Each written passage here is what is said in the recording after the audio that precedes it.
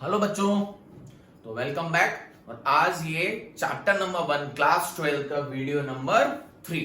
तो इसमें हम क्या पढ़ने वाले हैं? Relative permittivity of medium, basically of medium. ये क्या होता है सर, अभी डिस्कस करते हैं। उसके बाद रहेगा superposition of electrostatic force. Directly indirectly हमने लास्ट वीडियो में देख लिया था, इसको थोड़ा और तरीके से देखेंगे और बहुत सारे न्यूमेरिकल इस वीडियो में हम डिस्कस करने वाले हैं कूलम्स लॉ के रिगार्डिंग और सुपरपोजिशन ऑफ इलेक्ट्रोस्टैटिक फोर्स के रिस्पेक्ट में। तो बच्चा, हमने लास्ट वीडियो में क्या देखा था? फर्स्ट वीडियो में हमने चार्जेस की बात की थी, चार्जेस की प्रॉपर्टीज की बात की थी, उसके रिलेटेड कुछ क्वेश्चंस देखे थे, यस और नो? फाइन। उसके बाद हमने सेकंड वीडियो में बच्चा कूलम्स लॉ देखा था। कूलम्स लॉ क्या कहता था बच्चों? रिवाइज कर लेते एक सेकंड में कि अगर कोई भी दो चार्जेस हैं, प्लस भी हो सकते हैं, माइनस भी हो सकते हैं, मैं कहता हूं प्लस प्लस है, तो उनके बीच में एक फोर्स ऑफ अट्रैक्शन और रिपल्शन लगता है। पॉजिटिव पॉजिटिव होंगे तो रिपल्शन बच्चा, और नेगेटिव पॉजिटिव होंगे तो अट्रैक्शन। तो उस फोर्स की वैल्यू कितनी होती है? 1/4 pi epsilon naught Q1 Q2 upon R square, where R is the distance between them। याद आया बच्चों? लास्ट वीडियो में हमने कूलम्स लॉ डिस्कस किया था, जो हमें बताता है कि दो चार्जेस के बीच में कितना फोर्स होता है, रिपल्शन या अट्रैक्शन। उस फोर्स की वैल्यू थी 1/4 pi epsilon naught Q1 Q2 by R square। अब याद करो बच्चों, मैं आपसे बार बार कहता था इस पे मैं डिटेल डिस्कशन करना है एप्सिलॉन नॉट पे। एप्सिलॉन नॉट क्या था बच्चों? एप्सिलॉन नॉट था परमिटिविटी ऑफ फ्री स्पेस। याद आया कुछ? परमिटिविटी ऑफ फ्री स्पेस, जिसको हम बेसिकली बोलते थे वैक्यूम और एयर, क्योंकि ऑलमोस्ट दोनों में सेम ही होती है। याद आया? क्यों इसकी बात करनी है? क्योंकि बच्चा ये जो कांस्टेंट आता है इलेक्ट्रोस्टैटिक्स में, फोर्स में, इसकी वैल्यू मीडियम पे डिपेंड करती है, और एयर में इसको हम एप्सिलॉन नॉट बोलते हैं, और इसकी वैल्यू कितनी होती थी बच्चा? 8.85 into 10 to the power -12। Basically ये क्या था? एक रेजिस्टेंस बोल सकते हैं जो मीडियम लगाता है फोर्स पे। हर मीडियम के लिए इसकी वैल्यू अलग अलग होती है, बट 99% हम काम कहां करते हैं जनरली? एयर में। कहां पे? एयर में। तो अब उसकी वैल्यू डिफाइंड करिए, निकालेंगे प्रैक्टिकली, जिसका हमें भी रिक्वायरमेंट नहीं है कि कैसे आई है। तो 8.85 इंटू 10 टू दी पावर -12, और जब हम इस पूरे में इसकी वैल्यू इसको पुट अप करते थे तो हम इस कांस्टेंट को के बोलते थे, और इसकी वैल्यू आई थी 9 into 10 to the power 9। Unit की बात करें तो न्यूटन मीटर स्क्वायर पर कूलम स्क्वायर। एक क्विक रिवीजन था, तो बस हमें इसी पे चर्चा करनी है बच्चों, इसलिए हम लिख रहे हैं relative permittivity of medium. Her medium की अलग अलग होगी। यही फोर्स अगर मुझे किसी दूसरे मीडियम पे लिखना होगा बच्चों, तो हम कैसे लिखेंगे? ध्यान देना यहाँ पे, फिर मैं इसको रब कर रहा हूं। यही फोर्स मुझे अगर किसी दूसरे मीडियम पे लिखना होगा तो कैसे लिखूंगा? 1/4 पाई परमिटिविटी ऑफ मीडियम, जो भी उस मीडियम की परमिटिविटी होगी, Q1 into Q2 upon R square. सही बात है? हाँ सर, सही बात है। तो आज हम पढ़ने वाले हैं, सबसे पहला टॉपिक हमारा रिलेटिव परमिटिविटी, उसके बाद आएंगे सुपरपोजिशन पे। क्लियरिटी है? हाँ सर, क्लियर है। आगे बढ़ते हैं। आइए आप और हम मिलके शानदार तरीके से इस टॉपिक को पढ़ते हैं। बच्चा, इसमें फिक्स है, एक क्वेश्चन सीबीएसई बोर्ड के एग्जाम में आना ही है, और जेईई नीट में भी बेसिक्स में आपको हेल्प करेगा। यहां से कुछ नीट में तो क्वेश्चन आ ही जाता है। यहां से आओ देखते हैं क्या कहानी है। तो रिलेटिव परमिटिविटी, तो बच्चा इसको ऐसे डिफाइन किया गया, किसको? रिलेटिव परमिटिविटी ऑफ, सर क्यों मिटा दिया था? फिर से लिखना था, मैं खुद भूल गया। मैं भी नहीं मिटाता, नहीं तो डबल मेहनत। Relative permittivity of medium. क्या बच्चों याद है आपने को रिलेटिव डेंसिटी पढ़ी थी आपने क्लास 11th में? क्या पढ़ी थी रिलेटिव डेंसिटी? रिलेटिव डेंसिटी आपने पढ़ी थी density of medium divided by density of water at 1000 at 4 degree Celsius. तो मैं कहता हूं रिलेटिव परमिटिविटी मरकरी की कितनी होगी, तो मरकरी की डेंसिटी होती है 13600, वाटर की डेंसिटी 1000, तो बच्चा ये निकल के कितना आ गया 13.6। तो ये क्या है, ये रिलेटिव डेंसिटी है, एग्जांपल दे रहा हूं इसलिए मैं इस पे आने वाला हूं। ये बच्चा क्या है, ये रिलेटिव डेंसिटी है, किसकी, मरकरी की, किसके रिस्पेक्ट में, एयर के रिस्पेक्ट में। ऐसे बच्चों हम लोगों ने रिलेटिव परमिटिविटी को डिफाइन किया, किसको डिफाइन किया, रिलेटिव परमिटिविटी को, और इसको बोला गया permittivity of medium, permittivity of medium to the permittivity of air. Basically क्या बोला गया, relative permittivity, permittivity of medium with respect to air. हम एयर के रिस्पेक्ट में या फ्री स्पेस के रिस्पेक्ट में आप बोल सकते हो किसी मीडियम की परमिटिविटी कितनी है। मैं जैसे कि यहां पर बोलूं relative permittive density of mercury with respect to water, तो density of mercury divided by density of water, तो कितना है बच्चा 13.6। इसका मतलब क्या है, जो मरकरी की डेंसिटी है वो 13.6 टाइम्स है किसके, एयर के, सॉरी वाटर के। सिमिलरली यहां पे relative permittivity, permittivity of medium divided by permittivity of air, मतलब इस मीडियम की परमिटिविटी एयर के रिस्पेक्ट में कितनी ज्यादा है या कितनी कम है। क्या बात समझे, जैसे कि मैं आपको बोलता हूं किसी मीडियम की जो रिलेटिव परमिटिविटी है ये 2 है, और ये क्या होगी, यूनिटलेस होगी, ये क्या होगी, यूनिटलेस होगी। ये क्या है क्वांटिटी, यूनिटलेस है। यूनिटलेस का मतलब बच्चा यूनिट नहीं है इसकी, क्यों, परमिटिविटी को परमिटिविटी से डिवाइड करेंगे, दोनों की यूनिट कैंसिल हो जाएगी। अब मैं कहता हूं बच्चों किसी मीडियम की जो रिलेटिव परमिटिविटी है वो कितनी है, 2 है, कितनी है, 2 है, तो उसकी मुझे परमिटिविटी बताइए। तो क्या दिक्कत है, रिलेटिव परमिटिविटी होती है permittivity of medium divided by permittivity of air.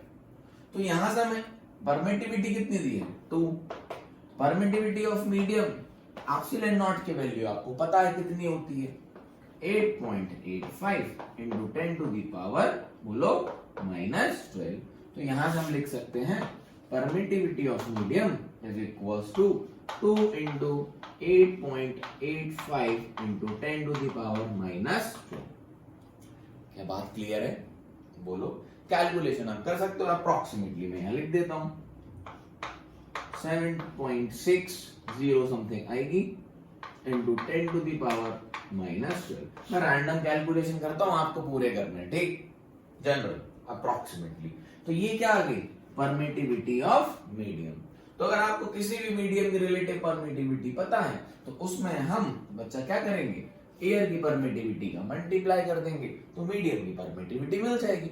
बहुत आसान सी बात थी। तो रिलेटिव परमिटिविटी क्या है, किसी भी मीडियम की permittivity with respect to air, मतलब वो एयर के रिस्पेक्ट में उसकी परमिटिविटी कितनी ज्यादा है या कितने टाइम्स है या कम है, यस और नो। हाँ सर समझ आ गया। तो अगर रिलेटिव परमिटिविटी की वैल्यू बच्चा generally always greater than 1, generally जो रिलेटिव परमिटिविटी होता है बच्चों उसकी वैल्यू 1 से ज्यादा होती है।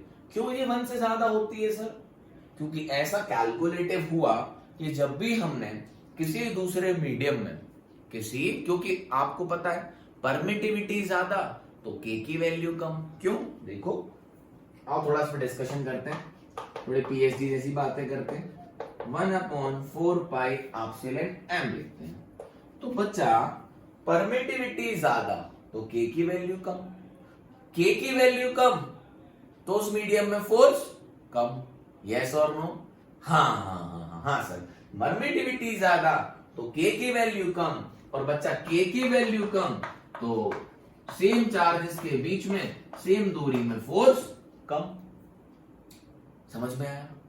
तो बच्चों एयर के रिस्पेक्ट में जब दूसरे अलग अलग मीडियम में मैं कहता हूं ऑयल हो गया, वाटर हो गया, इन चार्जेस को रखा गया, पेट्रोल डीजल डिफरेंट मीडियम की बात कर लेते हैं, कितने हो सकते हैं, बहुत हो सकते हैं।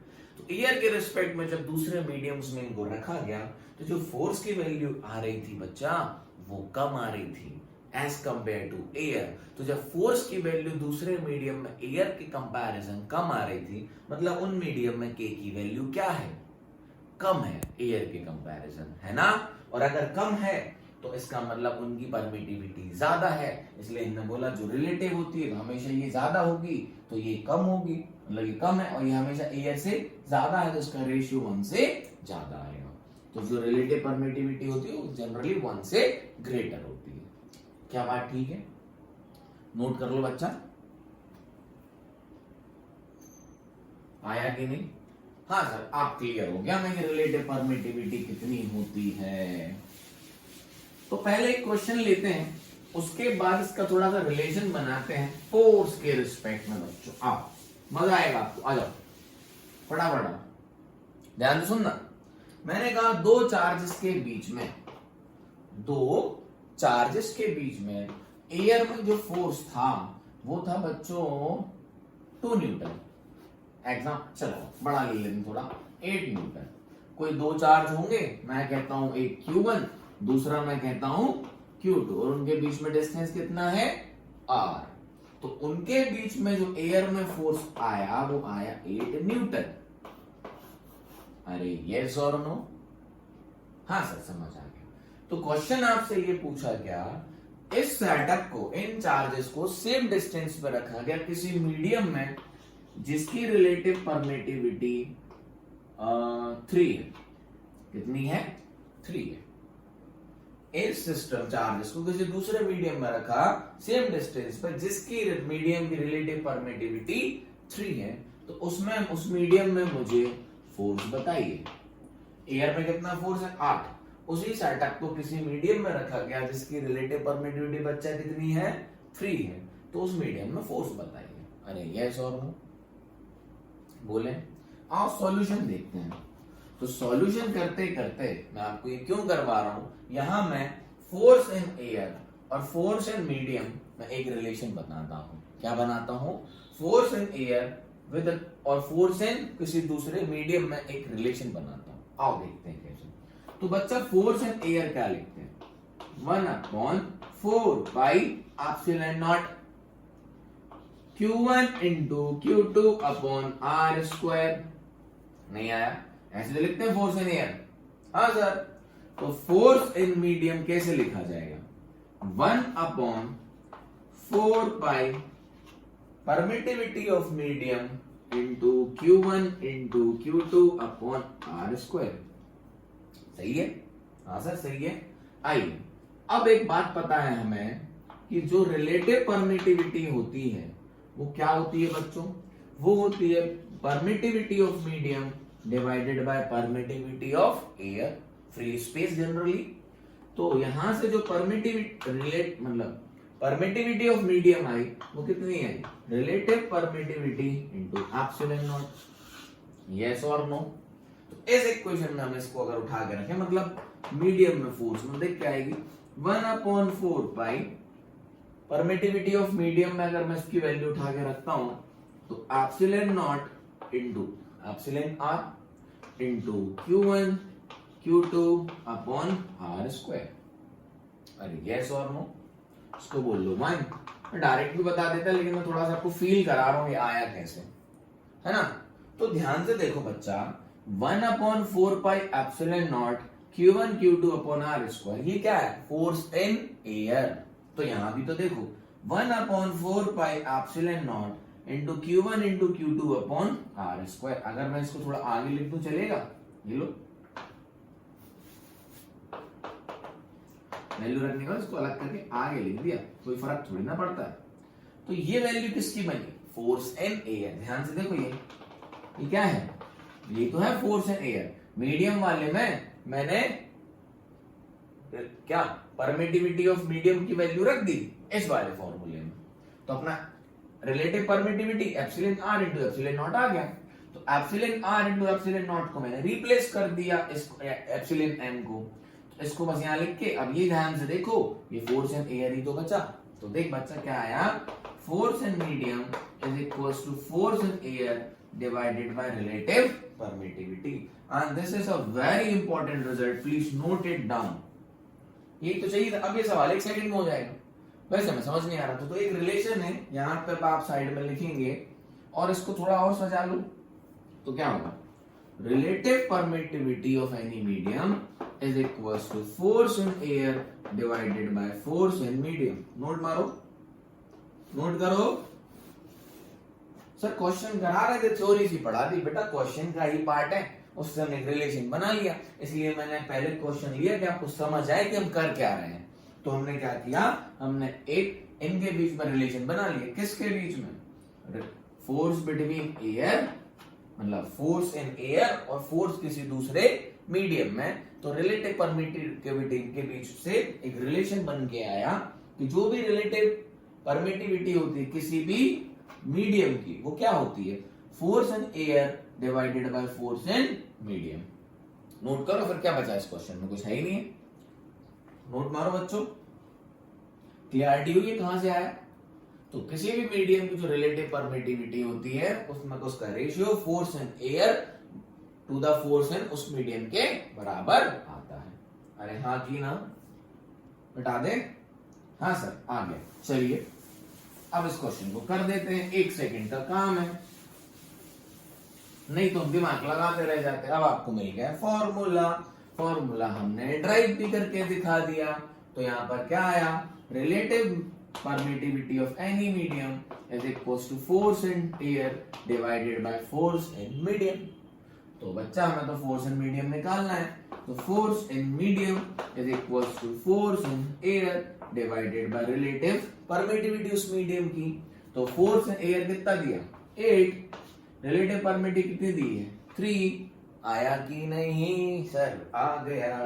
तो इसको काटा पीटी कर लो, तो 8 को 3 से डिवाइड करेंगे तो कितना आएगा, 2 पॉइंट और बोलो 666 न्यूटन। समझ में आया, बोलो।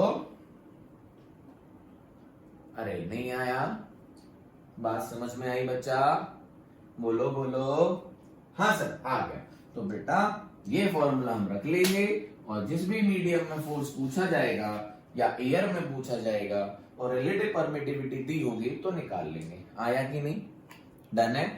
आओ उस पर फटाफट से 2-3 क्वेश्चन कर लेते हैं, आइए।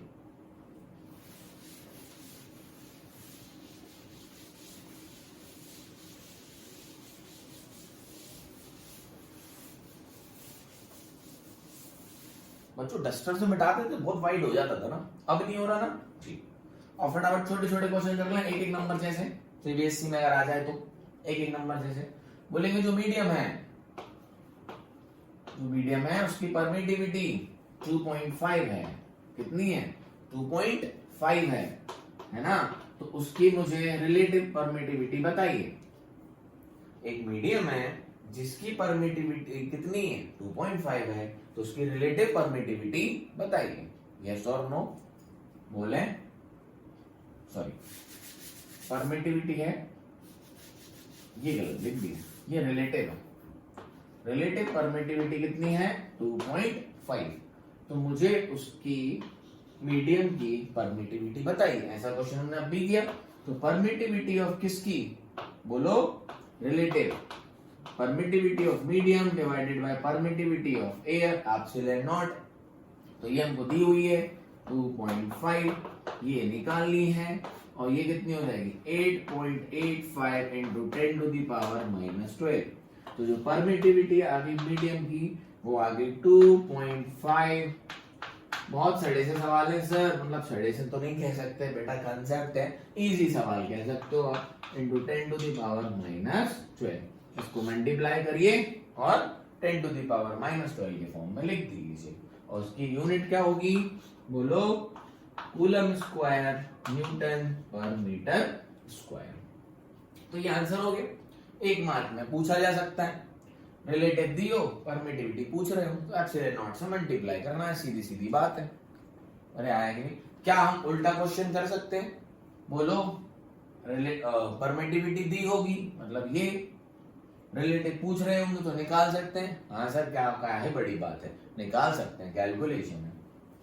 आइए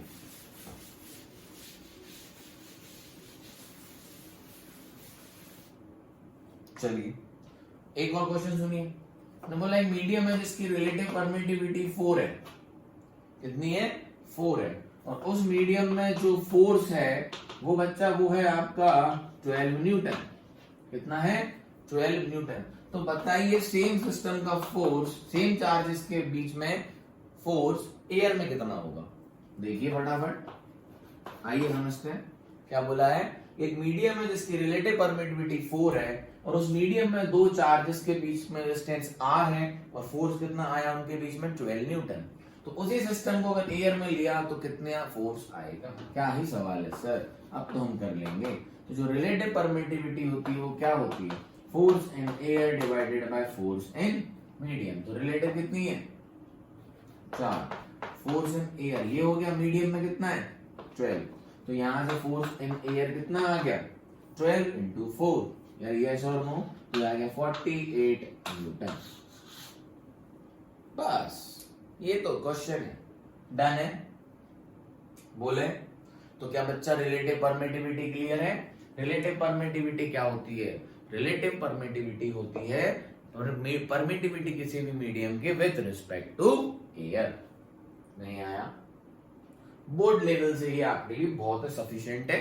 आपको बोर्ड लेवल में इस तरीके के क्वेश्चन आए तो हम सॉल्व कर सकते हैं। क्लियरिटी है? आगे ना, चलिए आगे बढ़ते हैं। आगे बढ़ के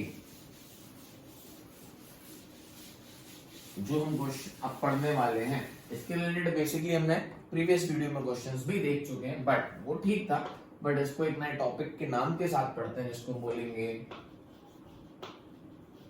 सुपरपोजिशन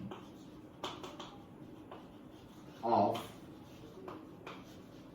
इलेक्ट्रोस्टैटिक फोर्स। ये क्या है सर सुपरपोजिशन? सर ये सुपरपोजिशन क्या है, आइए समझते हैं। मैं आपसे कहता हूं यहां पर बहुत सारे चार्ज है, Q1 है, Q2 है, Q3 है, यहां ले लो Q4 है ना। यहां पर बेटा बहुत सारे चार्जेस हैं। अब मैं कहता हूं बच्चा कि Q3 पे कितना फोर्स होगा? Q3 पे कितना फोर्स होगा? तो मैं पहले बोलता हूं इनके बीच का जो डिस्टेंस है ये है बच्चों R1, ये है बच्चों R2, ठीक। इन दोनों के बीच में है बच्चों R3, इनके बीच में है बच्चों कितना? R4। क्या बात समझ आई? इनके बीच में कितना है? R5, इनके बीच में कितना है? R6। तो क्या सबके बीच में प्लॉट कर दिए? हमें फोर्स किस पे निकालना है? इस पे। किस पे निकालना है? इस पे। तो बच्चों जो हमें फोर्स निकालना है किस पे निकालना है? 3 पे। Force on 3, force on 3। तो बच्चों ध्यान से सुन लो, एनवायरनमेंट में जितने भी चार्जेस होते हैं, अगर मैं इस चार्जेस पे मुझे नेट फोर्स लगाना है तो इस पे जो फोर्स लगेगा वो इन सब की वजह से का वेक्टर सम होगा। देखो बच्चा, इस पे फोर्स ये भी लगाएगा, इस पे फोर्स ये भी लगाएगा और इस पे फोर्स ये भी लगाएगा। ऐसा नहीं है कि इस पे सिर्फ यही फोर्स लगाएगा। अगर मैं बोलूंगा एक चार्ज यहां पर रखा हुआ है और इस सराउंडिंग में बहुत सारे चार्जेस हैं, एक चार्ज यहां पर रखा हुआ है और इस सराउंडिंग में बहुत सारे चार्जेस हैं, तो मैं कहूँ इस चार्जेस पे कितना फोर्स लगेगा? ये वही बात है, यहाँ बहुत सारे चार्जेस हैं, मैंने सिर्फ 4 चार्ज लिए फॉर एग्जांपल, तो मैंने कहा इस वाले चार्ज पे कितना फोर्स लगेगा? तो क्या है सर इसमें? सर इसकी वजह से जो लगेगा, इसकी वजह से लगेगा, इसकी वजह से लगेगा, उसको जोड़ दो। लेकिन स्केलर नहीं, फोर्स वेक्टर क्वांटिटी होता है। कैसे? वेक्टर की तरह जोड़ दो। तो मैं क्या लिखूंगा? The net force in F which is a vector quantity किसके बराबर होगी बच्चों की? जो फोर्स होगा F3 पे वो कितना होगा? फोर्स ऑन 3 ड्यू टू 1, ये 1 है इसकी वजह से force, plus force on 3 due to 2 plus force on 3 due to 4। क्या बात समझ में आई? इन सब का vector sum. The force on 3 will be equals to the vector sum of all the charges applying a force on 3. जितने भी ये चार्जेस अवेलेबल है ये सब इस पे फोर्स लगाएंगे और जो इस पे फोर्स होगा वो नेट सम होगा किसका, मतलब वेक्टर सम होगा इन तीनों के फोर्स का। यस और नो? अगर मैं थोड़ा लिखना चाहूं तो मैं ऐसे लिख भी सकता हूं, तो force on 3 is equals to, इसकी वजह से कितना होगा, 3 की वजह से, मतलब 1 की वजह से 3 पे, तो लिखा है force on 3 due to 1, so 1 upon 4 pi epsilon naught, ये कितना है Q1 और ये कितना है Q3, divided by distance R5। Yes और नो? लेकिन ये सब कैसे जुड़ेंगे, वेक्टर की तरह कैसे जुड़ेंगे, तो हम इसको लिख सकते हैं R³ और पोजीशन वेक्टर R5। नहीं आया, वेक्टर की तरह लिख रहा हूं ना, वो तो हम डायरेक्ट जोड़ लेंगे, उसकी दिक्कत नहीं है, आपको वेक्टर जोड़ना आता है। दूसरा कैसे लिख सकता हूं, 1 अपॉन 4 पाई एप्सिलॉन नॉट। इतनी रॉकेट साइंस नहीं करनी पड़ेगी, सुपरपोजिशन समझाने का तरीका है ये, अभी तो हम फटाफट जोड़ देंगे क्योंकि हमें वेक्टर सम आता है।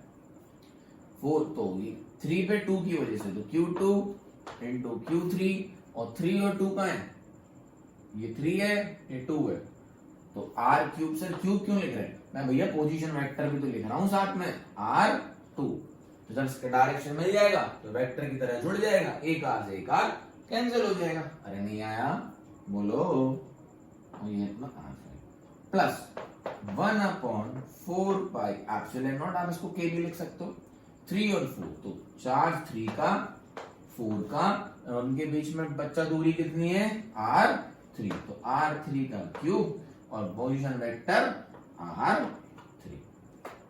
तो ये जनरली क्या लिख दिया हमने, वेक्टर सम। लिखने का तरीका है, करेंगे तो हम फटाफट जैसे हमें आता है जोड़ना, जो ना सेकंड वीडियो में ऑलरेडी हम कर चुके हैं, कहीं ना कहीं किया था ना, वो सुपरपोजिशन ही है, किसका, चार्जेस का। तो सुपरपोजिशन क्या कहता है बच्चों, what is superposition, superposition is the net force acting on any charge is equals to the vector sum of the force applied by all the charges in the vicinity। इसका मतलब क्या हुआ, जितने भी चार्जेस उस स्पेस में available हैं जहां पर ये भाई साहब रखे हुए हैं, मतलब जिस पे भी निकालना है, तो उस पर जो नेट फोर्स होगा वो इन सब के फोर्स का वेक्टर सम होगा। This is known as superposition of electrostatic force, माने सुपरपोजिशन ऑफ फोर्स ही कह सकते हो आप, सुपरपोजिशन ऑफ फोर्स। ये हम 11th क्लास में ऑलरेडी पढ़ चुके हैं। एक बॉडी है, क्या है, एक बॉडी है, तो यहां से फोर्स लग रहा, यहां से फोर्स लग रहा, यहां से फोर्स लग रहा, F1 F2 F3, तो उसमें जो नेट फोर्स होता है बच्चों क्या होता है, F1 plus F2 plus F3। ये क्या हो गया, superposition of the forces acting on the body. और यह फोर्स कौन सा है, electrostatic between the charges. Yes और नो, माइनस प्लस होंगे तो वैसा डायरेक्शन आ जाएगा, प्लस प्लस होंगे तो वैसा डायरेक्शन आ जाएगा। अरे यस और नो, आओ थोड़ा सा हम यहाँ पे डायरेक्शन भी दिखा देते हैं आपको, आइए आराम आराम से पढ़ना, जल्दी में मत रहना, नहीं तो पढ़ नहीं पाओगे। क्या बात समझ आई, इस पे निकालना था, मैं यहाँ पे चार्ज नहीं लिखा। तो ये भाई मान लो ये प्लस ही है, क्या है प्लस, तो ये भाई साहब कहां लगाएंगे, ये लगाएंगे इधर, ये लगाएंगे इधर, और ये लगाएंगे इधर, है ना। ये कौन सा हो गया, फोर्स ऑन 3 ड्यू टू 2, ये कौन सा हो गया, फोर्स ऑन 3 ड्यू टू 1, ये कौन सा हो गया, फोर्स ऑन 3 ड्यू टू 4। तो ये 3 फोर्सेस इस पे लगेंगे जिनकी वैल्यू ये होगी, और इन सब का हम यहाँ पर क्या करेंगे, वेक्टर सम। ये सब के बीच में कुछ ना कुछ एंगल होगा और उनका वेक्टर सम कर लेंगे। So this is all about the superposition of the forces acting on any charge due to the all the other charges present in the vicinity. ऐसा नहीं है कि इस पे नहीं लगेगा, इस पे भी लगेगा, इस पे लगेगा इन तीनों की वजह से, तो यहां वेक्टर जोड़ देंगे। नहीं आया, बोले सभी पे लगेगा एक दूसरे की वजह से, ऐसा नहीं है कि सिर्फ एक ही चार्ज पे लगेगा, सभी पे लगेगा सबकी वजह से, सभी पे लगेगा सबकी वजह से। इस पे देखो, अगर सब प्लस है तो इन भाई साहब की वजह से यहां, इन भाई साहब की वजह से यहां, और इन भाई साहब की वजह से यहां, तो ये सब पे क्या, इस पे क्या हो गया, this is the force acting on Q1 due to Q2 Q3, sorry ये क्या था अपना, हाँ Q3 और Q4, इस पे लगेगा, हाँ सर लगेगा। इसकी वजह से यहां, इसकी वजह से यहां, और इसकी वजह से यहां जो इलेक्ट्रोस्टैटिक फोर्स होता है along the line joining the two charges लगता है, स्ट्रेट लाइन। डन है? बोलो सर ये तो रंगोली सी बन गई है। अरे ठीक है, डन। आगे बढ़े। ओके, तो आप समझ ही गए होंगे जब हमें बहुत सारे चार्जेस दिए हुए हैं तो हमें बस उनका क्या करना है, वेक्टर सम करना है। क्या करना है? वेक्टर सम करना है। इसी को हम क्या बोलते हैं? सुपरपोजिशन। याद करो, ऑलरेडी हम एक 2-3 क्वेश्चन पुराने वीडियो में कर चुके हैं। आइए तो लेते हैं बढ़िया सा क्वेश्चन। मैं कहता हूं ये चार्ज है Q और ये भी है Q। डन। ये चार्ज है Q और ये भी कितना है Q, और इनके बीच में जो डिस्टेंस है वो है बच्चा R। कितना है? R। डन है बात। इनके सेंट्रल पे X, इक्वेटोरियल एक्सिस पे, इनके सेंटर से एक इक्वेटोरियल एक्सिस पे क्या रखा हुआ? एक चार्ज रखा हुआ है। क्या रखा हुआ है? एक चार्ज, जो कि है -Q। अलग अलग वैल्यू हो सकती है। क्वेश्चन सुनना ध्यान से। Two charges Q and Q are separated by a distance R. At their central axis of the line joining the two charges, a charge is kept at any distance x minus Q. A charge -Q kept at any distance x. Find the net force on -Q. इस पे क्या निकालना है? Net force. क्या निकालना है? Net force. क्या बात समझ में आई? अरे बोलो यस और नो, हाँ कि ना, जल्दी बताओ। डन है। और एक और चीज, और ये जो x है, ये जो x है, इसकी वैल्यू आपको दी हुई है R/2। कितनी दूरी पे रखा है सेंटर से? R/2 पे। दो चार्जेस हैं जिनके बीच की दूरी कितनी है? R। और जो एक चार्ज रखा हुआ है उसकी इक्वेटोरियल एक्सिस पे, जो सेंटर से कितनी दूरी पे है? कहां के सेंटर से? लाइन जॉइनिंग, उसके सेंटर से कितनी दूरी पर है? x। और जिस x की वैल्यू कितनी है? R/2। डन है बात। आइए आप और हम मिलकर इस पे नेट फोर्स निकालते हैं और उसका डायरेक्शन भी बताते हैं। तो बच्चा ये कितनी हो जाएगी? R/2, और ये भी कितनी हो जाएगी? R/2। डन है। ये चार्ज कैसा है? माइनस, तो इसमें फोर्स कैसा लगेगा? अट्रैक्टिव। पहली बात तो अपन इनसे लाइन ज्वाइनिंग कर लो। क्या कर लो? Line joining. देखो यहां से ये और यहां से ये, इसमें फोर्स किस तरफ लगेगा? इस चार्ज में, जो चार्ज -Q यहां रखा हुआ है उस पर फोर्स किस तरफ लगेगा? देखो इसकी वजह से यहां हमें सिर्फ इस पे फोर्स निकालना है, तो बाकी चार्जेस की वजह से उस पर फोर्स निकालेंगे। और इसकी वजह से यहां, अरे यस और नो बोले। डन है। क्यों? क्योंकि नेगेटिव है। नेगेटिव हमेशा क्या करता है? Attracted along the line joining. तो देखो ये भी अट्रैक्शन लगाएगा यहाँ पे, ये भी अट्रैक्शन लगाएगा। डन है। और ये जो x है इसकी वैल्यू कितनी है? मैं यहां लिख देता हूं R/2। R/2। डन है बात। अब थोड़ा मैं एंगल पता करना पड़ेगा। क्या पता करना पड़ेगा? एंगल। तो क्या देखो बच्चों, ये 90 है, ये 90 है। हाँ सर है। क्या ये मुझे राइट एंगल ट्रायंगल दिख रहा है? हाँ सर दिख रहा है। तो बच्चा राइट एंगल ट्रायंगल में tan थीटा क्या होता है? Perpendicular upon base. तो परपेंडिकुलर कितनी है? R/2। बेस कितनी है? R/2। R/2 से कैंसिल कर देंगे तो आंसर कितना आ गया? 1। और tan थीटा 1 कब होता है? जब एंगल कितना हो? 45। जब एंगल कितना हो? 45। दिस मींस ये एंगल कितना है? 45। तो ये भी कितना है? 45। मैं आपको सब आता है, मैंने बता दिया एक बार, है ना? आपको फटाफट कर लोगे जरा। तो अगर ये 45 है, ये 90 है, राइट एंगल ट्रायंगल का सम कितना होता है? 180। तो बच्चा ये भी कितना हो गया? बोलो 45। और ये भी कितना हो गया? 45। डन है। ये दूरी बताओ अब बच्चों, क्योंकि हमें जब फोर्स निकालना होता है दो चार्जेस के बीच में, मैं K लिखूंगा, बार बार 1/4πε0 नहीं लिखूंगा, तो K Q1 Q2 upon R² होता है। क्या बात समझ में आई? अब हम ये माइनस प्लस नहीं लेंगे क्योंकि हमने ऑलरेडी डायरेक्शन ले लिया है। इसको इस पे कहां लगेगा? इधर। और इस पे उसकी वजह से कहां लगेगा, इधर। एंगल कितना है 45। तो ये दूरी कितनी हुई बच्चा, ये तो हाइपोटेनियस हो गई। क्या हो गई, हाइपोटेनियस। तो ध्यान से देखो, ये जो दूरी होने वाली है ये r, मतलब जो भी ये दूरी है इनके बीच का, ये हमें जो r निकालना है कितनी होने वाली है, अंडर रूट ऑफ, ये वाला r नहीं है उसकी बात कर रहा हूं, अंडर रूट ऑफ बोलो r/2 का होल स्क्वायर प्लस r/2 का होल स्क्वायर। क्या बात समझ में आई, यस और नो बोलो। तो ये क्या हो गया, r/2 का होल स्क्वायर प्लस r/2 का होल स्क्वायर, ये हो गया 2r स्क्वायर अपॉन 4। r/2 का square r square by 4, r square by 4 तो हो गया 2r स्क्वायर बाय 4। क्या बात समझ में आई। तो ये हो गया r अपॉन रूट 2। ये जो दूरी आई बच्चों कितनी आई, r अपॉन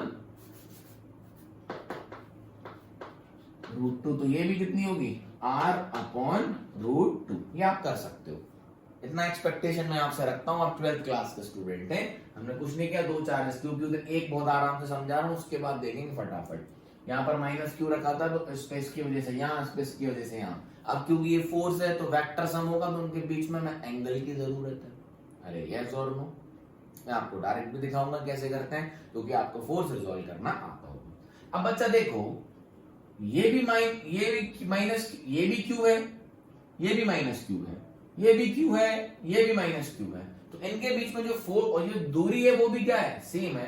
तो इनके बीच में जो फोर्स लगेगा वो सेम ही होगा। कितना होगा, के Q into minus Q divided by distance का स्क्वायर, r अपॉन रूट 2 का स्क्वायर। बहुत स्लोली पढ़ा रहा हूं बच्चा, ध्यान से समझ लेना। तो कितना हो गया, के Q into Q, Q square minus बाहर रहेगा, और ये क्या हो गया, r स्क्वायर अपॉन रूट 2 है, तो रूट 2 का स्क्वायर 2 हो जाएगा। 2 कहां पहुंच जाएगा, ऊपर। समझ आया, के Q into Q, Q square r square, नीचे रूट 2 है, रूट 2 का स्क्वायर 2 हो जाएगा, 2 कहां पहुंच जाएगा, ऊपर। समझ आया। और ये फोर्स क्या है, इसकी वजह से भी नेगेटिव, इसकी वजह से नेगेटिव। तो नेगेटिव का मतलब क्या होता है, अट्रैक्टिव बोले। तो बस आंसर देखो। अब देख बच्चा, इसके दो कंपोनेंट ले लो। क्या ले लो, दो वैसे इन दोनों के बीच में एंगल कितना है, 90 डिग्री। इन दोनों के बीच में एंगल कितना है, 90 डिग्री। तो आप चाहो तो डायरेक्टली ऐड कर दो, तो इसको मान लो f, और ये भी कितना है f, क्योंकि वैल्यू कितनी है, सेम। तो जो नेट आया वो कितना आया, under root of f1 square, मतलब दोनों f ही है, f square 2 f into f। क्या होता है, दो फोर्सेस के बीच, दो वेक्टर है a और b, उनके बीच का नेट क्या होता है, उनके बीच का नेट होता है a square plus b square plus 2ab cos theta. और अपने ab क्या है, सेम ही फोर्स है, f क्यों, ये भी वैल्यू सेम है, डिस्टेंस भी सेम है, तो वैल्यू जो फोर्स की आनी है वो सेम है, और डायरेक्शन हमने ले रखा है। तो ये कितना बन गया, 2f स्क्वायर cos 90। दोनों के बीच में एंगल कितना है, 90, तो cos 90 तो 0 हो गया।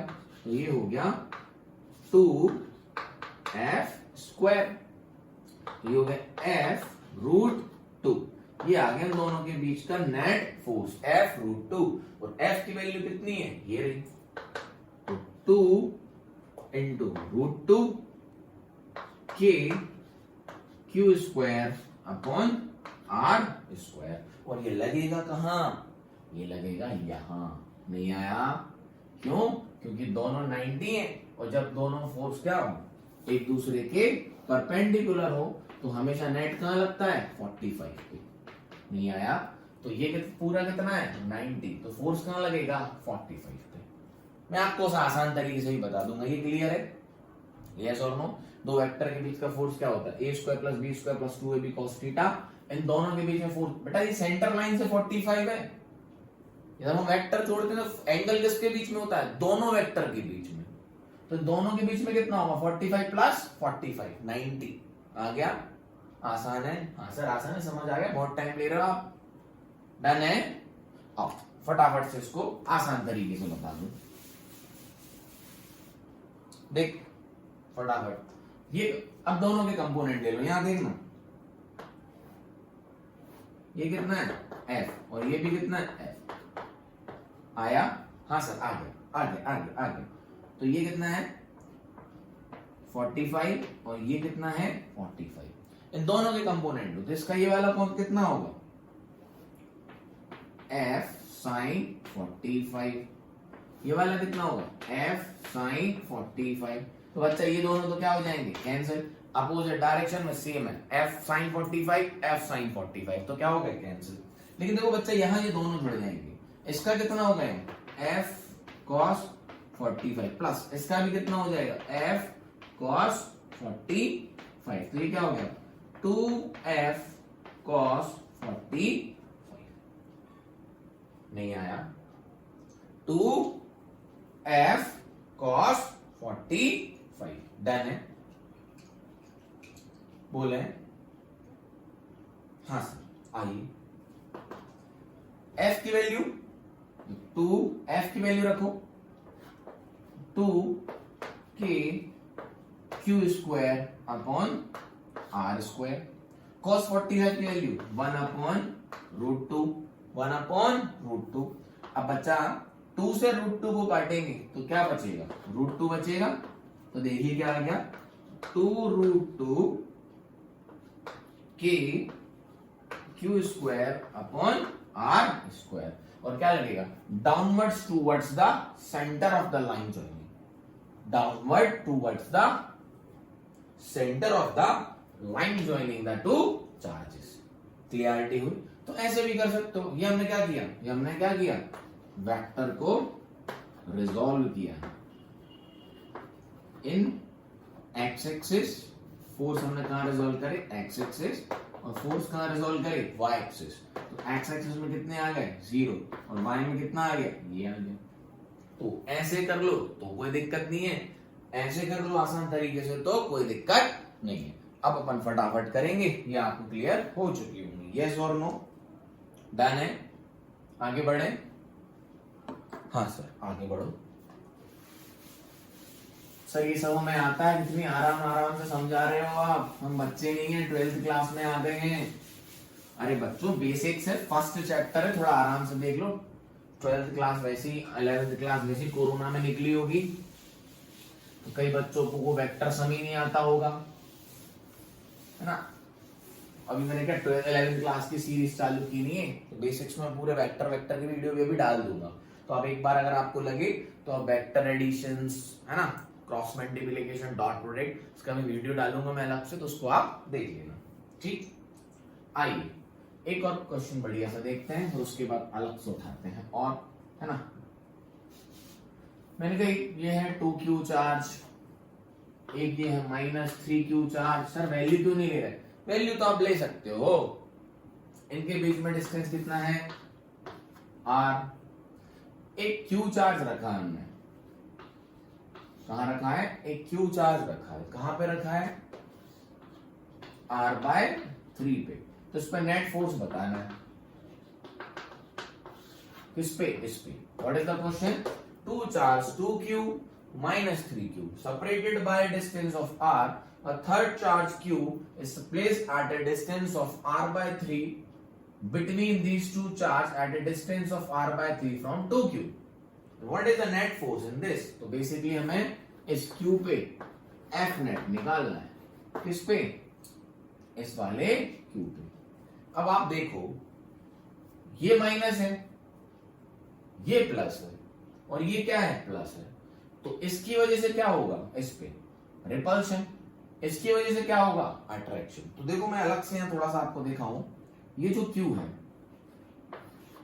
इसकी वजह से क्या लगेगा बोलो बच्चा रिपल्शन इस तरफ, इसकी वजह से क्या लगेगा अट्रैक्शन मतलब इस तरफ। तो दोनों फोर्स का डायरेक्शन क्या हो गया सेम, अलोंग द लाइन लगते हैं, एंगल कितना है 0, तो डायरेक्ट इनको जोड़ दो। तो यहां कितना फोर्स लग रहा है 10, और यहीं कितना लगाया 20, तो कितना हो गया 30। यहां कितना लग रहा है 10, और यहां कितना लग रहा है 20, तो यहां कितने से जाऊंगा 20 - 10, 10 आया कि नहीं। तो जब अलोंग द लाइन होते तो टेंशन ही नहीं है, सेम डायरेक्शन में हो तो जोड़ दो, अपोजिट डायरेक्शन में तो माइनस कर दो, जो ज्यादा आएगा उस तरफ निकल लेंगे। हाँ सर समझ आ गया। तो बच्चा इस चार्ज पे इसकी वजह से क्या लगेगा रिपल्शन, तो रिपल्शन इस तरफ होगा, हाँ सर होगा, इसकी वजह से क्या लगेगा बच्चों, इस पे अट्रैक्शन, तो वो इस तरफ होगा और दोनों फोर्स का डायरेक्शन क्या आ गया, सेम। अब बचा क्या, इनका एडिशन। क्या बचा, एडिशन। तो इसकी वजह से लिख लो, आओ लिख देते हैं। तो पहले मैं लिख रहा हूं इसकी वजह से, तो देखो के का मतलब 1/4πε0। जब तक दूसरा मीडियम नहीं बोलेंगे काम पूरा एयर में होना है, जिसकी वैल्यू कितनी होती है 9 × 10⁹ लोड ही नहीं लेना। अब तो देख 2 × Q, इनके बीच का डिस्टेंस r/3, तो r/3 का होल स्क्वायर आया कि नहीं। आओ थोड़ा सा सॉल्व कर लेते हैं। तो Q² हो गया, ये Q × Q², ये हो गया r², और नीचे क्या है 3, तो 3 का स्क्वायर कितना होता है 9 होता है, और 9 कहां पहुंच जाएगा बच्चा, ऊपर, तो ये हो जाएगा 18kQ²/r²। ये क्या आ गया 4, किसकी वजह से, इसकी वजह से, इस पे मतलब ये वाली वैल्यू आ गई है 18kQ²/r²। आई बात समझ में। अब इसकी वजह से लिख लो, तो इसकी वजह से लिखेंगे, अब माइनस प्लस नहीं लेना, अट्रैक्टिव है, मैं डायरेक्शन पहले ही डाल दिया, Q3Q ये डिस्टेंस कितना होगा बच्चों बताओ। अगर ये r/3 है, ये r है, तो ये कितना होगा r - r/3, तो बेसिकली कितना हो गया 2r/3। नहीं आया, अरे ये r/3 है, ये r है, तो ये कितना बचा 2r/3 ना, r में से r/3 को माइनस करो। हाँ सर, इतना तो हमें आता है, बहुत बढ़िया। तो ये हो गया 2r/3 का होल स्क्वायर। डन है, हाँ सर आइए। तो f is equal to, solve कर लेते हैं इसको, K3 आ गया यहाँ पे, Q², 2 का स्क्वायर बच्चा 4, r का स्क्वायर और 3 का स्क्वायर 9। 9 को कहां भेज दूं, ऊपर, तो ये आ गया 9 3 27 Q² बोलो 4r²। मैथ से जनरली बोले, ये हो गया ये वाला, कौन सा, ये 27, देखते रहना बच्चे, सर गलती ना कर दें कैलकुलेशन में, डिवाइडेड बाय 4r²। डन, बस क्या है, अब जोड़ दो, तो 18kQ²/r² प्लस 27kQ²/4r²। डन है। अब जोड़ तो लोगे, हाँ सर जोड़ तो लेंगे, तो Q²/r², क्या ले लो कॉमन, यहाँ क्या बचा 18 और यहाँ क्या बचा 27/4। बस this is the net food. अब ये सॉल्व कर लेना, कॉपी पेन रखा करो और आंसर कमेंट करना मुझे, ये वाला सॉल्व करके, लिखने की जरूरत नहीं है, ये सॉल्व करके आंसर कमेंट करना कितना आया बोलो। इसकी वजह से लिखा, फोर्स लिखना आता है, अब इलेक्ट्रोस्टैटिक Q1 Q2/r², इसकी वजह से लिखा, डिस्टेंस दोनों को पता था, सॉल्व कर दिया, डायरेक्शन में पता था, इसकी वजह से भी इस तरफ, इसकी वजह से भी इस तरफ, तो डायरेक्ट जोड़े जाता है, जोड़ दिया। तो नोट कर लो जब तक सर पानी पी लें। हाँ सर पी लो।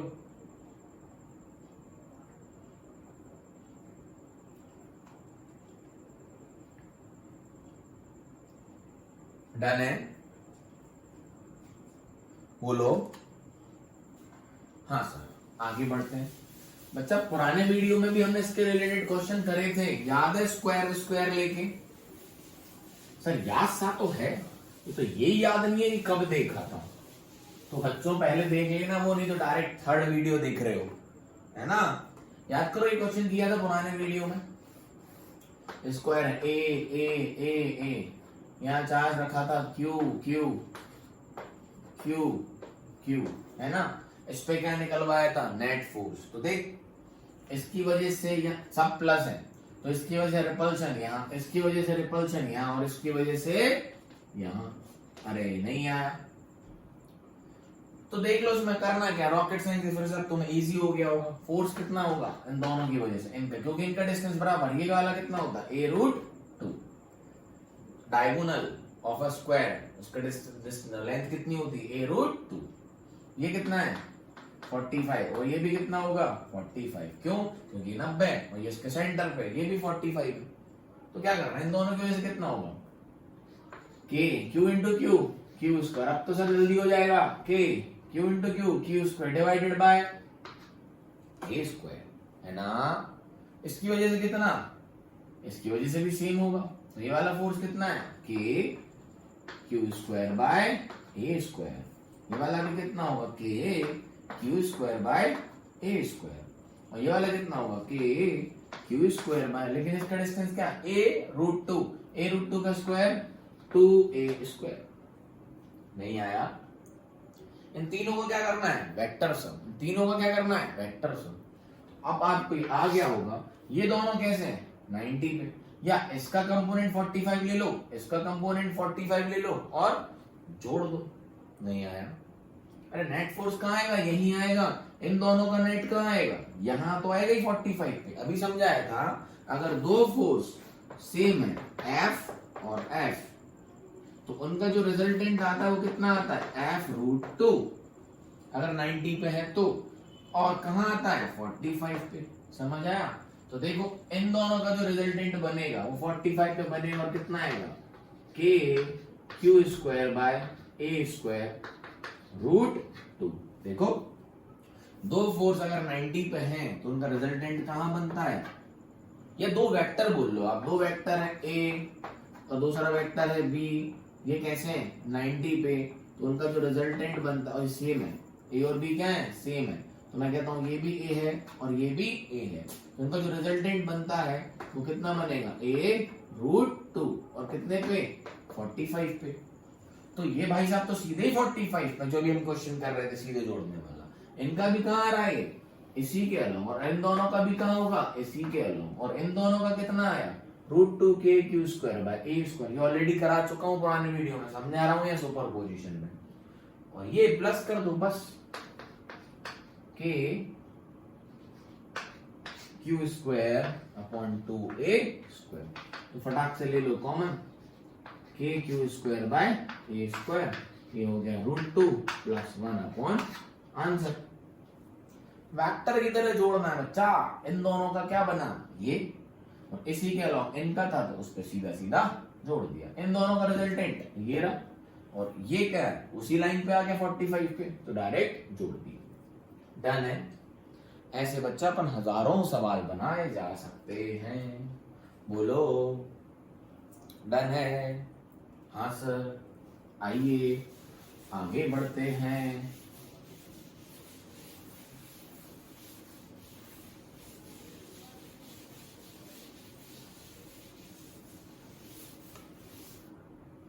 देखो बच्चों, एक और अच्छा बढ़िया क्वेश्चन लेते हैं। हमने बोला दो चार्जेस हैं, कितने हैं, दो चार्जेस सेम, और उनको एक थ्रेड से, दो थ्रेड से लटकाया, और उनके बीच में जो एंगल बना वो बना थीटा, वो बना थीटा। और ये कौन सा चार्ज है, प्लस क्यू। ये कैसा चार्ज है, प्लस क्यू, है ना। सुपर पोजीशन नहीं कर रहे हैं। तो बच्चों जैसे ही हमने दो चार्ज टांगे होंगे एक रस्सी से बांध के, तो कैसे होगा भाई, टंग, प्लस प्लस है ना, रिपल करेंगे, टंग। नहीं आया।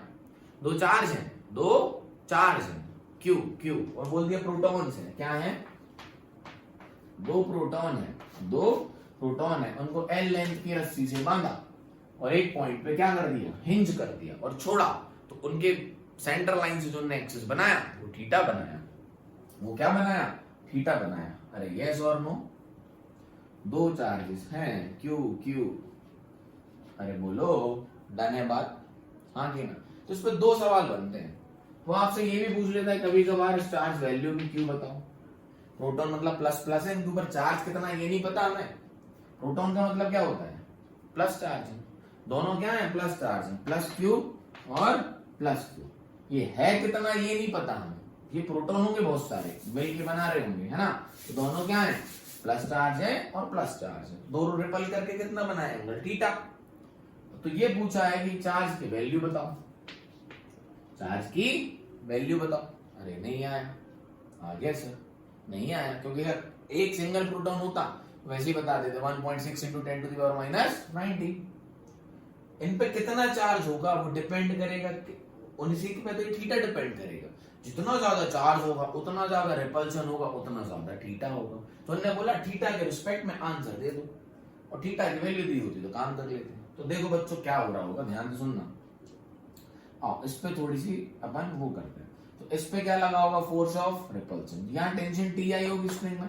तो दूसरा सवाल कभी कभी ये भी पूछ लेते हैं कि टेंशन बताइए कि इस रस्सी में टेंशन कितनी आई होगी, जिसके थ्रू स्ट्रिंग की में टेंशन कितनी आई होगी। फटाफट से देखते हैं, बहुत ही आसान सा सवाल है। आइए आप और हम मिलके इसको करते हैं। तो हुआ क्या होगा, यहाँ टेंशन लगी, ये अपन डालते हैं इस पर लाइन, ठीक। तो यहाँ जो एंगल बना होगा ये थीटा बच्चा, तो ये भी थीटा होगा। नहीं आया, ये थीटा है तो ये भी थीटा होगा। इस पे मैं कहता हूं ये दूरी कितनी है, मैं कहता हूं ये भी x तो ये भी x। अरे ये x तो ये भी x, क्यों? जब थीटा दोनों तरफ बन रहा है, ये लेंथ l और ये लेंथ और ये डिस्टेंस भी क्या होगा, सेम ही होगा, क्योंकि चार्ज भी सेम है। अच्छी बात है। तो इस पे चार्ज पे यहाँ क्या फोर्स लगा होगा, इलेक्ट्रोस्टैटिक फोर्स। क्या लगा होगा, इलेक्ट्रोस्टैटिक फोर्स, जिसको हम बोल देते हैं F। क्या बोल देते हैं, F। और F की वैल्यू कितनी होगी, ध्यान से देखो, K Q into Q, Q square, इनके बीच की दूरी 2x, तो 2x का होल स्क्वायर। अभी इनके बीच में बच्चा कितना फोर्स लग रहा होगा, K Q into Q, Q square, दूरी कितनी है 2x, तो 2x का होल स्क्वायर। तो जो इनके बीच में जो फोर्स है बच्चा कितना है, K Q square upon 4x square. क्या बात ठीक है? अच्छा, नीचे क्या लग रहा होगा, mg। हाँ, अरे सर ये हो क्या रहा है, हाँ यही हो रहा है। नीचे क्या लग रहा होगा, mg। नीचे क्या लग रहा होगा, mg। अब इस चार्ज को देखो और इस पे सारे फोर्स क्या कर लो, रिजॉल्व। तो आप देखो, अगर मैं इसको थोड़ा और यहां करके बना दूं तो देख, यहां क्या लग रहा, mg।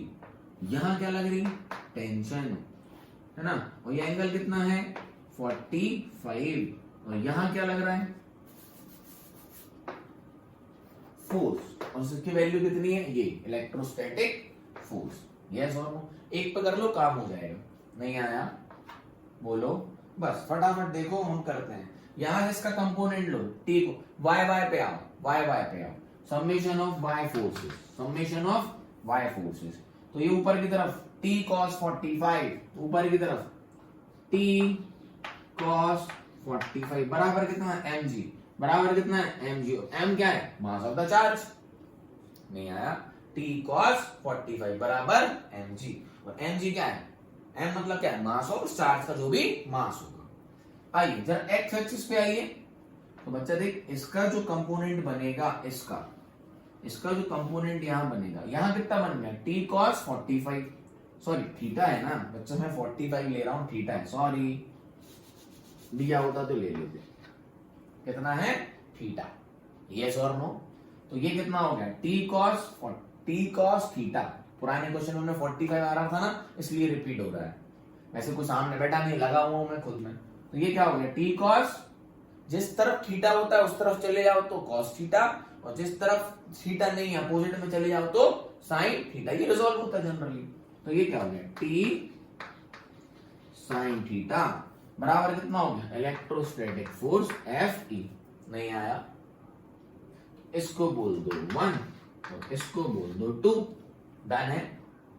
अब मैं आपसे कहता हूं 2 को बच्चा 1 से कर दो डिवाइड। ये आपको समझ में आ गया मैंने क्या क्वेश्चन समझ में आया है? हमें Q की वैल्यू निकालनी है कि अगर दो चार्ज Q हैं और उनको हमने सबस्टेंड किया किसी स्ट्रिंग लेंथ L से, तो उनके बीच में एक एंगल बन गया थीटा, एंगल बन गया थीटा, ऐसे हो गए। तो मुझे उस Q की वैल्यू बताइए। तो Q की वैल्यू हमारी L X इनके फॉर्म में आ जाएगी। अगर ये वैल्यू दी होती तो रख देंगे, निकल आएगा। तो ये हो गया t sin theta divided by t cos theta is equals to Fe upon mg। t से t cancel, sin theta upon cos theta बच्चा क्या होता है, tan theta. sin theta upon cos theta बच्चा क्या होता है, tan थीटा। क्लियर है, बोलो। और इस f की वैल्यू रख लो यहाँ पे, तो ये कितना हो गया k Q square upon 4x square into M G. ये अच्छा सवाल है, नीट में भी ऐसे सवाल या जेई में आ जाते हैं। तो अपन ने डिवाइड किया, इस पर रिजोल्व किया, तो t sin theta upon t cos theta वो हो गया f अपॉन एम जी, तो ये हो गया k Q square upon 4x square, इसकी वैल्यू रख दी अपॉन एम जी। यस और नो? आइए ये मिटा दूं, बोले t से t कैंसिल हो गए और ये बन गया क्या tan थीटा, और tan थीटा क्या आ गया अपना k Q square upon 4x square into M into G, into M into G. लेकिन बच्चा हमें तो लेंथ दी थी और थीटा दिए थे, x कहां से लाए? तो थोड़ा सा इसमें ज्योमेट्री लगाते हैं। क्या लगाते हैं? ज्योमेट्री लगाते हैं। तो ध्यान से देखो, तो ये 90 बन रहा है, तो ये क्या हो गई परपेंडिकुलर, और ये क्या हो गई हाइपोटेनियस, और ये क्या हो गई बेस। जरा देखो ना, ये क्या है 90, तो ये क्या है हाइपोटेनियस। तो ये क्या, हमें बेसिकली x को अलग करना है। क्वेश्चन में हमें क्या दिया है? हमें दिया थीटा एंगल बना रहा है, लेंथ l है, तो q बताइए। ठीक है, तो ये क्या बन गया 90। तो जरा ध्यान से देखें, जरा ध्यान से देखें, तो ये क्या है हाइपोटेनियस, तो ये क्या है परपेंडिकुलर, तो ये क्या है बेस। तो अगर परपेंडिकुलर और हाइपोटेनियस के रिलेशन चाहिए है, तो यहां से हम साइन थीटा क्या बोलेंगे? देखो ऐसे देखो जरा, साइन थीटा क्या हो जाएगा perpendicular upon hypotenuse, perpendicular upon hypotenuse, तो ये हो जाएगी x अपॉन बोले l, परपेंडिकुलर अपॉन हाइपोटेनियस, तो x अपॉन l, क्योंकि हमने थीटा यहां ले रखा हुआ है। तो x की वैल्यू आ गई l साइन थीटा, x की वैल्यू आ गई l साइन थीटा, खत्म। ये मिटा दूं मैं, नीचे वाला नोट कर लो, मिटा दूं? हाँ सर, लो स्क्रीनशॉट ले लो, नोट कर लो, बाकी कॉपी पेन लेके बैठा लो। तो यहां से tan theta is equals to k Q square upon 4 into L square, X की वैल्यू रख रहा हूं L square sine square theta into M into G. तो यहां से देखो ये बन गया tan, पूरा लिखते हैं 4 L square M G tan theta into sine square theta is equal to K into Q square. K नीचे आ गया तो 4 L square M G tan theta sine square theta divided by K का under root is equal to Q. Sorry ये क्या है, बस अगर ये एंगल दिया होता कि 30 डिग्री बन रहा है, लेंथ है 1 मीटर, तो रख दो। तो जो क्यू की वैल्यू आई वो कितनी आई? दो चार्ज होगी 4 square M G tan theta sine square theta upon K. Clarity है? अब बच्चों क्वेश्चन ऐसा आता है कि बोल देंगे दो चार्ज टंगे हुए हैं जिनके बीच में एंगल्स बना कितना 30 डिग्री, एंगल बना 30 डिग्री, जो लेंथ जिससे टांगा है वो कितनी है 20 सेंटीमीटर। सवाल बता रहा हूं बस, तो वैल्यू रख लेना है tan थीटा की। हमें पता है tan 30 की वैल्यू कितनी होती है 1/√3, sin 30 की वैल्यू कितनी होती है हमें पता है कितनी 1/2, k की वैल्यू आपको पता है, l आपको दिया है, मास ऑफ द चार्जेस आपको दिया होगा। बोल देंगे दोनों प्रोटॉन प्रोटॉन है, क्या है प्रोटॉन प्रोटॉन है, तो खत्म हो गई कहानी। मतलब मास दे दिया आपको 2 टाइम्स ऑफ प्रोटॉन्स हैं फलाना ठिकाना, तो क्यों निकल गया। अरे समझ में आया कैसा क्वेश्चन है? नोट करो, नोट करो, ये आरडी है, बोलो ठीक।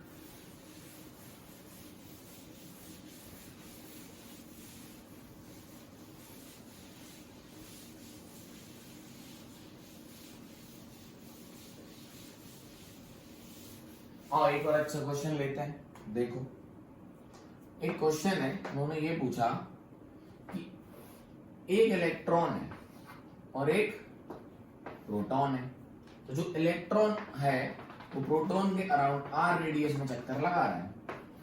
क्या लगा रहा है? आर रेडियस में चक्कर लगा रहा है, जिसका जो रेडियस है वो है 10 सेंटीमीटर। ध्यान से सुनना, एक इलेक्ट्रॉन है जो प्रोटॉन अंदर यहाँ फिक्स है, प्रोटॉन क्या है यहाँ फिक्स है, और जो एक इलेक्ट्रॉन है यहाँ अंदर क्या लगा रहा है चक्कर, कितने रेडियस में 10 सेंटीमीटर में। तो हमने ये पूछा इसकी वेलोसिटी बताइए, किसकी इलेक्ट्रॉन की, और इसका टाइम पीरियड बताइए। नहीं आया, इसकी क्या बताइए वेलोसिटी बताइए और इसका टाइम पीरियड बताइए। समझ में आया, बेसिकली टाइम पीरियड ही पूछा है। एक इलेक्ट्रॉन है जो r रेडियस में घूम रहा है, प्रोटॉन कहाँ है सेंटर में, और आपसे पूछा है इसकी वेलोसिटी बताइए, ठीक, और दूसरा क्या पूछा है टाइम पीरियड बताइए। तो हमें इसको क्या इन टर्म्स में बताना है ना, वैल्यूज तो दी नहीं है। चलो मैं कह देता हूं अगर r ही है, r भी नहीं दिया, बोल दिए r रेडियस में जो भी दी होगी वैल्यू रख लेंगे बाद में। Question is electron is revolving around a proton, electron is revolving around a proton in a radius r, then what is its velocity v and its time period, time मतलब एक चक्कर कितनी देरी में लगाएगा। तो आइए आप और हम मिलकर करते हैं सॉल्यूशन, बहुत ही आसान है। तो बच्चा ये तो प्रोटॉन है, ये तो इलेक्ट्रॉन है, तो प्रोटॉन इलेक्ट्रॉन को खींच लेगा, फोर्स ऑफ अट्रैक्शन लगेगा ना, लेकिन ये तो गोल गोल घूम रहा है, खींच नहीं रहा, मतलब इसमें बाहर की तरफ भी क्या फोर्स लग रहा होगा सेंट्रीपिटल फोर्स। याद है क्लास 11 जब भी कोई चीज घूमती है तो उसमें बाहर की तरफ फोर्स कितना लगता है mv²r, और m यहाँ किसका होगा इसका इलेक्ट्रॉन का जो घूमता है। याद है कि कोई भी चीज अगर सर्कुलर ऑर्बिट में घूमती है तो उसमें बाहर की तरफ एक फोर्स लगता था mv²r, r m उसका मास, v उसकी वेलोसिटी, r उसका क्या रेडियस ऑफ रोटेशन। क्या बात ठीक है। लो, और अंदर की तरफ क्या लग रहा होगा यहाँ इलेक्ट्रोस्टैटिक फोर्स। तो बेसिकली ये कंडीशन क्या आ गई, electrostatic force is equal to centripetal force, तभी तो घूम रहा होगा, ना तो बाहर जा रहा है ना तो अंदर जा रहा है। तो इलेक्ट्रोस्टैटिक फोर्स कितना हो गया K Q, अब दोनों प्रोटॉन और प्रोटॉन है तो चार्ज तो सेम होंगे, तो Q इंटू Q, डिस्टेंस कितना दोनों के बीच में R, तो R का स्क्वायर। आया कि नहीं, दोनों क्या है सेम चार्ज है, तो इस पे भी E होगा और इस पे भी E होगा, मतलब 1.6 into 10 to the power minus 19। तो हमने Q ले लिया, तो K Q इंटू Q, दोनों एक है तो आप E ले लो, हटा E इंटू E, डायरेक्शन लेने की जरूरत नहीं क्योंकि इक्वेट कर दिया, इक्वल्स टू सेंट्रीपिटल M, मास किसका इलेक्ट्रॉन का, v²/r, एक r से एक r कैंसिल हो गया, तो ये आ गया K E² upon R into M। First answer. E पता है, हाँ सर पता है, E की वैल्यू कितनी है 1.6 into 10 to the power minus 19। R अगर गिवन होगा तो कर लेंगे। मास ऑफ इलेक्ट्रॉन पता है, हाँ सर पता है 9.1 into 10 to the power minus 31। Sir K की वैल्यू पता है 9 इंटू 10 टू द पावर 9। अब R अगर दे देंगे, बोल देंगे R 1 सेंटीमीटर है, R अगर 5 सेंटीमीटर है, तो वैल्यू रख लेंगे R की, किसमें मीटर्स में, अपना काम हो गया। आगे वेलोसिटी K पता है, E पता है, मास ऑफ इलेक्ट्रॉन पता है, रेडियस पता है, दे देंगे तो निकाल लेंगे। नोट करें, मैं पानी पी लूं। सर बहुत आसान क्वेश्चन था।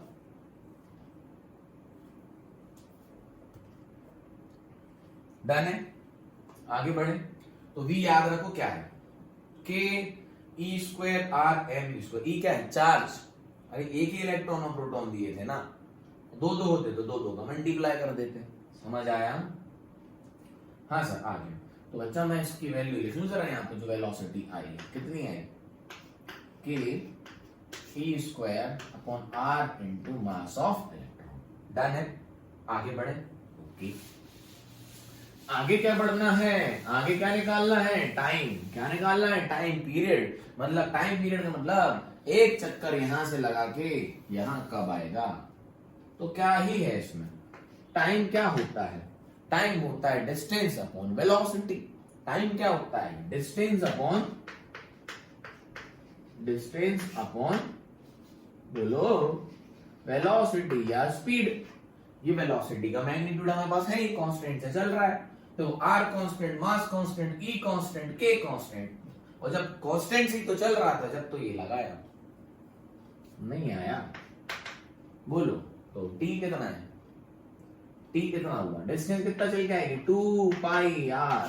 भाई साहब बच्चों यहां से चल के ये वापस कब आएगा, जब 2 पाई आर चलेगा सर्कमफेरेंस। और वेलोसिटी v, और वेलोसिटी की वैल्यू हम ऑलरेडी निकाल चुके हैं, कितनी है k e square upon r into M ई।